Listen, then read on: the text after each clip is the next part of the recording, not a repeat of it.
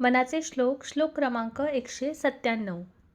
नभासारिखे रूप या राघवाचे, मनी चिंतिता मूळ तुटे भवाचे. तया पाहता देह बुद्धी उरेना, सदा सर्वदा आर्तपोटी पुरेना. या श्लोकात समर्थ म्हणतात, नभासारिखे रूप या राघवाचे, मनी चिंतिता मूळ तुटे भवाचे. या श्लोकात समर्थ रामदास स्वामी श्री रामाच्या स्वरूपाचे चिंतन केल्याने मिळणारे आध्यात्मिक फळ सांगतात. राघव म्हणजे श्रीराम यांचे स्वरूप आकाशासारखे विशाल आणि सर्वत्र पसरलेले आहे.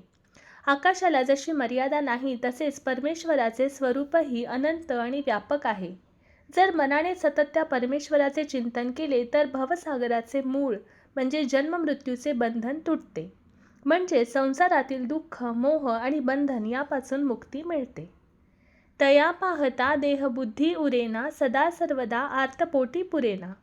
याचा अर्थ परमेश्वराचा खरा अनुभव झाल्यावर देहबुद्धी म्हणजे मी हा देह आहे अशी भावना नाहीशी होते.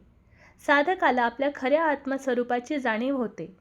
ज्याच्या मनात परमेश्वराविषयी आर्त भक्ती आणि तीव्र प्रेम आहे, त्याची अंतःकरणातील तळमळ कधीही कमी होत नाही.